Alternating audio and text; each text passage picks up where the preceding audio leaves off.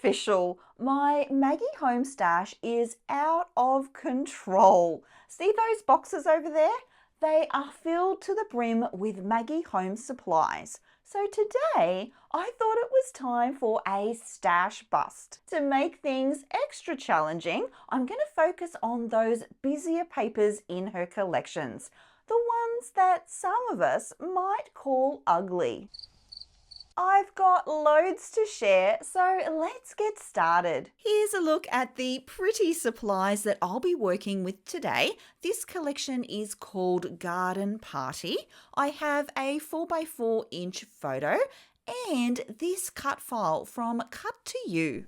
This design is quite a detailed one, so I am going to cut it nice and large, and I'm going to team it with this pattern paper, which I've fussy cut out. As you can see, I have fully embraced all of those pattern papers in the collection, and I have mixed and matched quite a few of the floral prints. This layout sure does have a spring floral vibe to it, and I am here for it. So these papers can be a little bit tricky to use. They can be a little bit busy, especially when they're combined with each other. And I do have a go-to strategy that I always use when working with designs just like these ones. I talk about this idea and 19 others in this video here.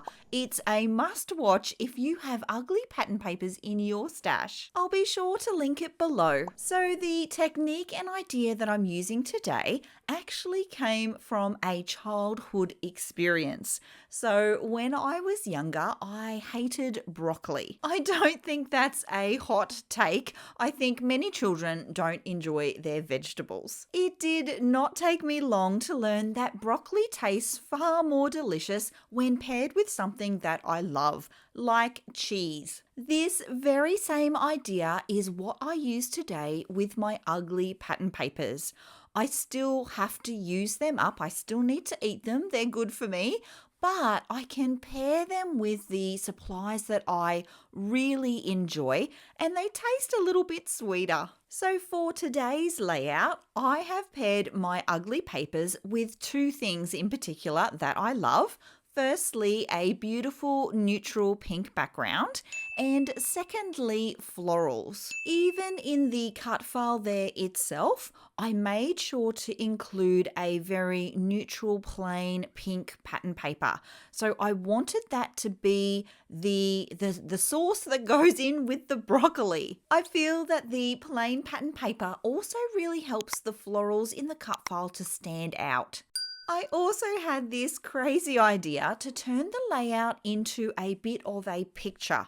So I want the photo and the layout to blend together to create a scene of sorts. So I had this photo of our pet cat. His name is Ferris, and one of his favourite pastimes is looking out the window to the birds in our back garden.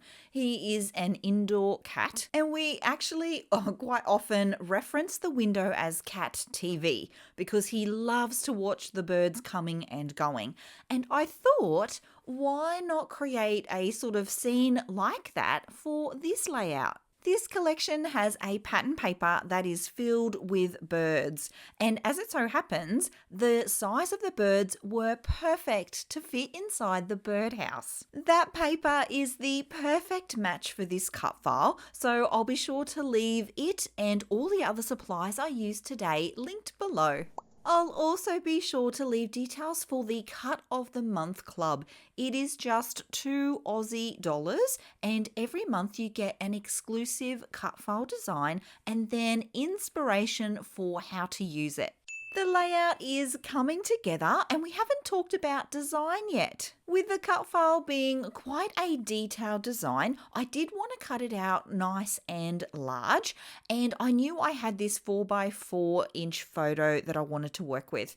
And because of the nature of the photo, it made sense that it would be in the bottom section of the layout. With that decision made, it made sense that the birdhouse would be above the photo. So I've positioned that slightly to the left, and the photo photo slightly to the right. Now, you could run with that and make this quite a diagonal design, so top left to bottom right, and just stick with the flow of that diagonal.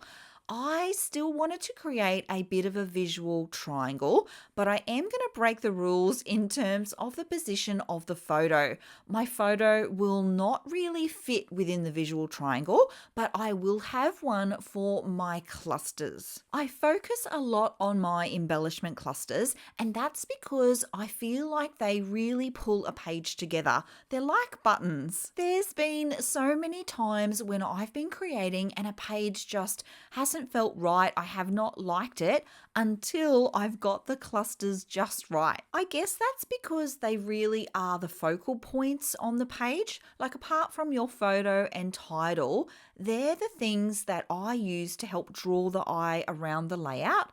So I do like to use 3, and I am going to go with 3 for today's page as well. The first one will be the floral cluster on the right there. I did want to extend out the flowers in the cut file, and I did want to fill that space there towards the top of the layout, so a floral cluster made sense to pop there. The bird I fussy cut is obviously going to sit on the bird perch there, and I am going to extend the floral cluster down on the left there underneath the perch. I want to build that out, and that's going to be the second cluster for the layout. And as it so turns out, that one is going to end up being a flowing cluster because it's going to flow into a cluster that's on the left-hand side of the photo near my cat's tail. Now, you might be wondering why I didn't place a cluster above my photo there. Couple of reasons for that.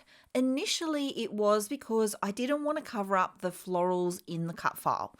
But as the layout progressed, I decided that I wanted to save that space for my title. I found some thickers in my stash. These ones are perfect because they have a wood grain print on them, and I liked how thin the font was. I wanted a title that had a light and airy feel about it. I didn't want anything heavy or block-like sitting there on my page. I hope that makes sense. As I'm creating, I am generally working from largest elements to smallest elements, and that is certainly all of the big things now locked into position. I do need to add a sprinkling of extra embellishments, starting with this super cute bow. I'm all about them bows. Next up, some typed sentiment stickers. These ones are tiny and they came in the sticker book for the collection. I have not used very many of them, so it did feel good to get a couple of these on the page. Things are getting serious because I'm gluing elements down. So up until this point, a lot of the pieces are just placed. I do like to audition all of the things in all of the places, and once I'm happy with everything, that's when I'll go back and do a sweep and glue everything into position. This one did turn out to be quite the stash bust. Even that flare button is from deep within my stash. It's a very old Coco Vanilla Studio one. And yes, I did just use my T-square ruler to position my typed sentiment sticker.